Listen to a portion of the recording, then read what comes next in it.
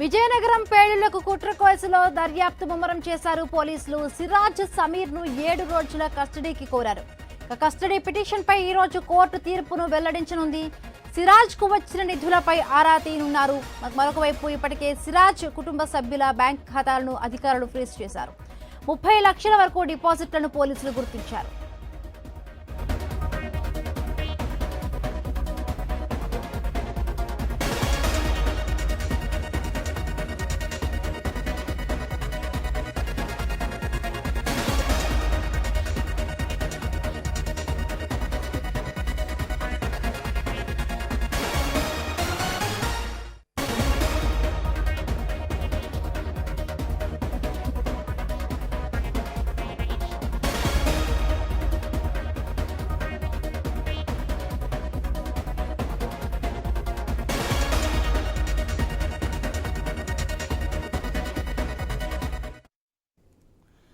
విజయనగరం పేలుళ్లకు కుట్ర కేసులో దర్యాప్తు ముమ్మరం చేశారు పోలీసులు. సిరాజ్ సమీర్ ను 7 రోజుల కస్టడీకి కోరారు.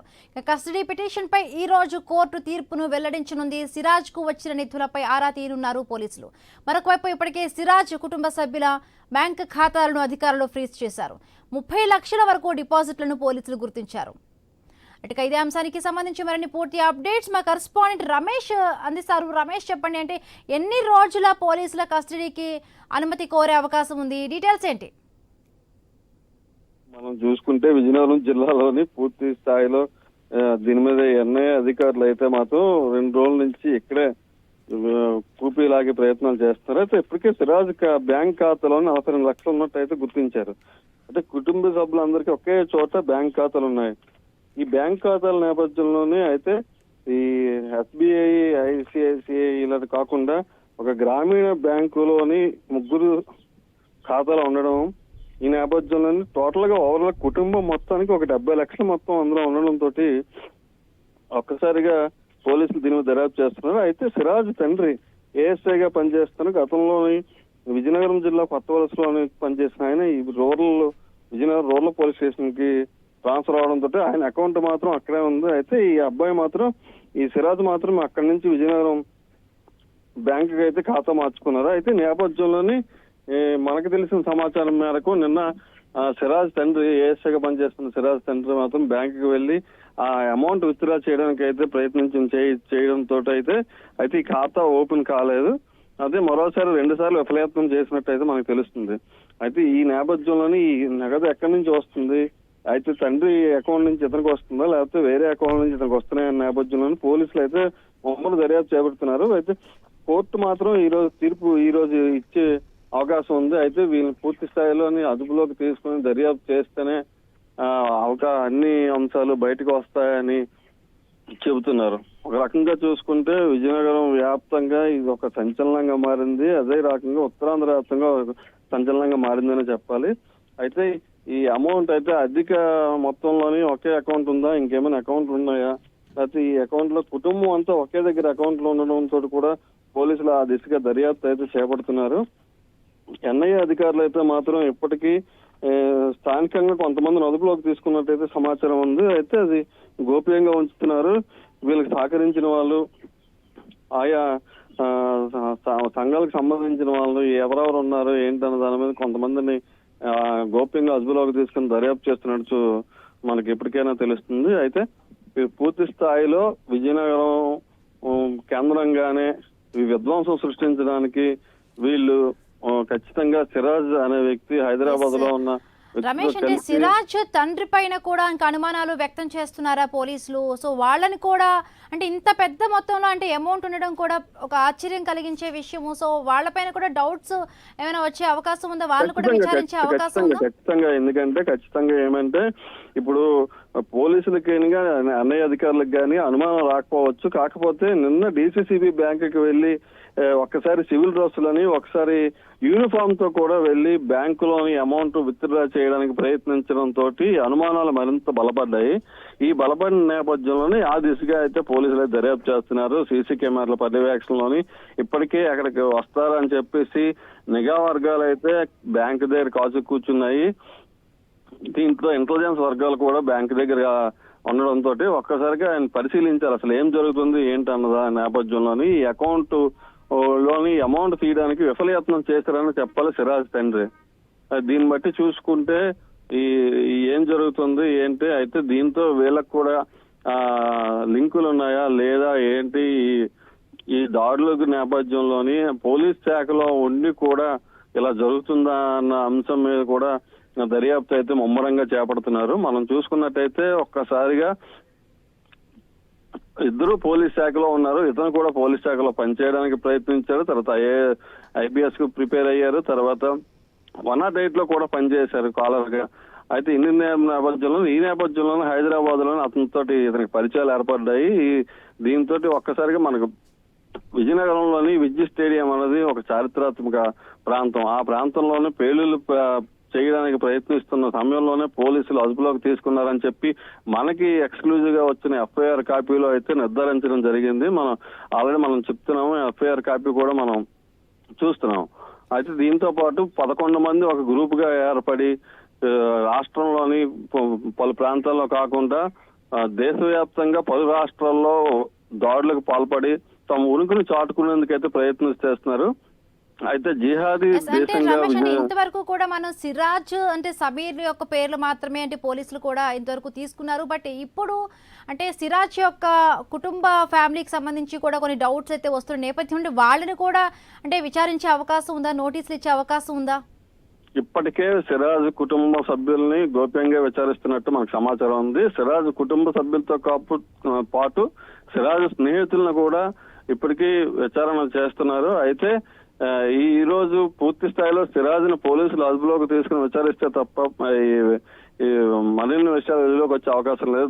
దానికి సంబంధించిందే ఈ రోజు కోర్టులోని విజయనగరం 2 టౌన్ పోలీసులు అయితే మాకు సరెండర్ చేయాలి, మేము విచారణ చేస్తామని చెప్పేసి చేశారు. అయితే దీని మీద తీర్పు ఈ రోజు వెలువడే అవకాశం ఉంది. ఈ రోజుకి అయితే నిన్న విచారణ నిమిత్తం ఈ రోజు తీర్పు ఇస్తామని చెప్పి బదిలీ చేసిన నేపథ్యం మనం చూస్తున్నాం. ఈ రోజు అయితే అందుబాటులోకి అయితే సిరాజ్ని తీసుకున్నట్టయితే పూర్తి స్థాయిలోని అసలు ఏం జరుగుతుంది, ఎవరెవరు ఉన్నారో, ఇంకా ఎంతమంది దీంతో లింకులు ఉన్నాయంటే ఇప్పటికే ఒక్కసారిగా విజయనగరం అంతా భయభ్రాంతులకు లోనవుతుంది. ఈ సిరాజ్ కుటుంబంతో పాటు మరికొంతమంది స్నేహితులు అంటే ఒక రకంగా చెప్పుకుంటే సామాన్య ప్రజలైతే ఏం మాట్లాడుకుంటున్నారంటే ఒకరితో సాధ్యమయ్యేది కాదు, ఇదైతే దీంతో ఒక లింక్ ఉంది. ఆ లింక్ ని ఛేదించే పనిలోనే NIA 2 రోజులుగా విజయనగరంలోని నిఘా వేసి ఉంది. అదేవిధంగా ఇంటెలిజెన్స్ వర్గాలు ఇంటికి తిరిగి జల్లెడ పట్టే ప్రయత్నం అయితే చేస్తున్నారు. అయితే స్థానికంగా ఉన్న ఆబాద్ వీధి అయితేనేమి, అయితే ఇప్పుడు ఈయన దొరికిన స్టేడియం వద్ద అయితేనేమి పూర్తి స్థాయిలోని నిఘా వర్గాలు అయితే జల్లెడ పడుతున్నాయని చూస్తున్నాము. ఇప్పటికే మనకు తెలిసిన విషయం ఏంటంటే విజయనగరం జిల్లా వ్యాప్తంగా ఎవరెవరు ఎక్కడెక్కడ ఉద్యోగాలు చేస్తున్నారో వారి మీద కూడా ఈ నిఘా వర్గాలు పనిచేసే పరిస్థితి కనబడుతుంది. ఎందుకంటే ఒక రకంగా విజయనగరం జిల్లాకి చెడ్డ పేరు తెచ్చే పరిస్థితి అయితే కనబడుతుంది. ఇక్కడ ప్రతి ఒక్కరిని అనుమానించే పరిస్థితి ఎదురవుతుంది జిల్లా వ్యాప్తంగా. ఎస్ రమేష్, మనకి దీనిపై మరిన్ని అప్డేట్స్ అందుతున్నాయి, మీరు అలానే హోల్డ్లో ఉండండి. సో పేలుడు పదార్థాలు, వాటికి అవసరమైన PVC పైపు ముక్కలు, ఇతర సామాగ్రి కొని IED తయారీకి ఉపక్రమించిన సమయంలోనే ఉగ్రవాద భావజాలంతో ఉన్న సిరాజ్ పై మెరుపు దాడి చేసి పట్టుకున్నారు పోలీసులు. ఇదే విషయాన్ని FIR లో ప్రస్తావించారు. విజయ్ స్టేడియానికి వెళ్లే రోడ్డులోని రాజానగర్ వద్ద పేలుడు పదార్థాలు, ఇతర సామాగ్రి ఉన్న బ్యాగ్తో మోటార్ సైకిల్ పై సిరాజ్ అనుమానాస్పదంగా తిరుగుతూ ఉండగా అదుపులోకి తీసుకున్నారు పోలీసులు. జనసంచారం అధికంగా ఉన్న ప్రదేశంలో IED పేల్చేందుకు వచ్చినట్టు తెలుసుకున్నారు. ఆన్లైన్లో పేలుడు పదార్థాలు ఏప్రిల్ 20, 26, 30 తేదీల్లో సమీపంలోని ఉర్దూ పాఠశాల చిరునామా పేరిట వచ్చినట్టు గుర్తించారు. ఆ తరువాత 2 సిమ్ నంబర్లు గల సెల్ ఫోన్ను స్వాధీనం చేసుకున్నారు. పాస్పోర్ట్తో వాటిని ఓపెన్ చేయించారు. అందులో వాట్సాప్, ఇన్స్టాగ్రామ్, సిగ్నల్, టెలిగ్రామ్ సామాజిక మాధ్యమ యాప్లు ఉండడంతో విస్తుపోయారు. అందులో సిరాజ్తో పాటు సమీర్ మధ్య పేలుడు పదార్థాల సేకరణ, ఉపయోగంపై సాగిన చాటింగ్ను పరిశీలించారు. విజయనగరంలోని కనికా పరమేశ్వరి కోవిల ప్రాంతంలో వ్యాపారాలు సాగిస్తున్న 3 వ్యక్తులను పోలీసులు అదుపులోకి తీసుకున్నారు. పేలుళ్లకు సంబంధించి వారికి సరుకులు అమ్మడంతో స్టేషన్కు తీసుకువెళ్లినట్లు తెలుస్తోంది.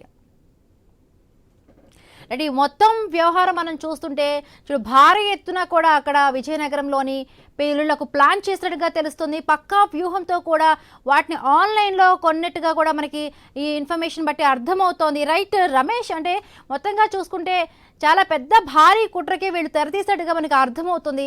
సో మొత్తంగా అంటే పేలుడు పదార్థాలు ఆన్లైన్లో తీసుకున్నారు అని చెప్తున్నారు. అంటే ఎక్కడి నుంచి వీళ్ళకి ఇవన్నీ సరఫరా అయ్యాయి? అంటే ఆన్లైన్లో ఇంత పెద్ద మొత్తంలో అంటే సిరాజ్ని అరెస్ట్ చేసిన క్రమంలో కూడా అంటే పోలీసులు అతని దగ్గర భారీగా ఈ పేలుడు పదార్థాలకు సంబంధించిన పదార్థాలను కూడా స్వాధీనం చేసుకున్నారు అన్నారు. అంటే ఇక్కడ పోలీసుల యొక్క అంటే చాకచక్యాన్ని కూడా మనం గుర్తించాలి. ఎందుకంటే ఒక కొద్ది సమయం అయినా కూడా అంటే పేలుడికి వాళ్ళు ఇంకా ముందుకు వెళ్ళి పెద్ద భారీ విధ్వంసానికి సృష్టించే ప్రయత్నంలోనే పోలీసులు చాలా చాకచక్యంగా కూడా సిరాజ్ను పట్టుకున్నట్టుగా తెలుస్తోంది. సో దీనిపై చాలా మందిపై కూడా అనుమానాలు కూడా అక్కడ కలిగిస్తున్నాయి. సో అక్కడ ఇద్దరు ముగ్గురు కనికా పరమేశ్వరి కోవిల్ అంటే చాలా వరకు కూడా అక్కడ ఎక్కువగా పట్టణంలోని దుకాణంలోని ఉండే ఎక్కువగా ఆ పరిసర ప్రాంతాలు రద్దీగా ఉంటాయి. సో ఈ నేపథ్యంలోనే అక్కడ ఎవరో ఇద్దరు ముగ్గురు కూడా ఈ పేలుడుకు సంబంధించిన పదార్థాలు కూడా అమ్మినట్టుగా తెలుస్తోంది. సో ఆ దిశగా మీ దగ్గర ఉన్న అప్డేట్స్ ఏంటి? ఒక రకంగా చెప్పాలంటే విజయనగరం జిల్లా కేంద్రం బాణాసంచా వ్యాపారానికి ప్రధాన కేంద్రం. అయితే ఎక్కడి నుంచి ఉత్తరాంధ్ర మొత్తం అటు విశాఖ కానీ శ్రీకాకుళం కానీ ఇటు ఒరిస్సా నుంచి కానీ ఇక్కడికే వచ్చి బాణాసంచా సామాన్లు కొనుగోలు చేసుకుంటారు. అయితే ఒకప్పుడు కన్యకా పరమేశ్వరి కోవిల సమీపంలోనే ఈ బాణాసంచా విక్రయ ఉండేవి. అయితే ఒక సందర్భంలో అగ్ని ప్రమాదాలకు సంబంధించిన నేపథ్యంలోని తీసుకెళ్లి పూర్తిగా ఆర్టీఓ ఆఫీస్ సమీపంలో కేఎల్పురంలోని ఈ బాణాసంచా విక్రయ చేపట్టారు. అయితే అక్కడి నుంచి ఇక్కడి నుంచి అక్కడికి ఈ షాపులు ఉన్న నేపథ్యంలోనే అయితే వ్యాపారులతోటి కొంచెం లింకులు ఉండి దానిలోని కూడా కన్యకా పరమేశ్వరి కోవుల అంటే ప్రత్యేకంగా చెప్పాల్సింది ప్రధాన కూడలి మనకి విజయనగరం జిల్లాకి. అక్కడ ప్రతినిత్యం రద్దీగా ఉండే ప్రదేశం. అయితే ఆ ప్రాంతం నుంచి వీళ్ళు కొనుగోలు చేశారంటే అక్కడి నుంచి కొంతమంది సహాయం చేశారంటే విజయనగరం జిల్లా వ్యాప్తంగా ఒక్కసారిగా భయభ్రాంతులకు గురవుతున్న నేపథ్యము.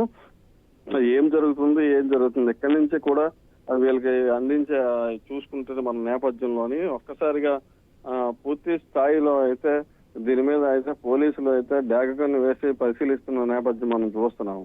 ఎందుకంటే విజయనగరం ఎప్పుడు బాణాసంచా విక్రయాలకి అనుగుణంగా ఉంది. దానికి సంబంధించి వీళ్ళు కూడా అక్కడి నుంచి ఈ పైప్ లైన్లు తీసుకున్నారు. కరెక్ట్ గా విద్యుత్ స్టేడియం సమీపంలోని పోలీసులు పట్టుకున్నారు. అయితే ఇక్కడ ఒక విషయం చెప్పాలంటే విజయనగరం జిల్లా ఇంటెలిజెన్స్ పోలీసులు కానీ ఏపీ ఇంటెలిజెన్స్ పోలీసులు కానీ పూర్తి స్థాయిలోనే దృష్టి పెట్టలేదని అనిపిస్తుంది. ఎందుకంటే తెలంగాణ పోలీసులు గుర్తించి విజయనగరం జిల్లాలో జరుగుతుందని చెప్పి వాళ్ళు రావడంతో ఇది ఈ బట్టబయలైంది. అయితే ఒక రకంగా మన నిఘా వ్యవస్థ నిద్రపోతుందా, ఆంధ్ర నిఘా వ్యవస్థ నిద్రపోతుందా అన్న చర్చ కూడా జిల్లా వ్యాప్తంగా హాట్ టాపిక్ గా మారింది. Right, thank you Ramesh, thanks for the updates.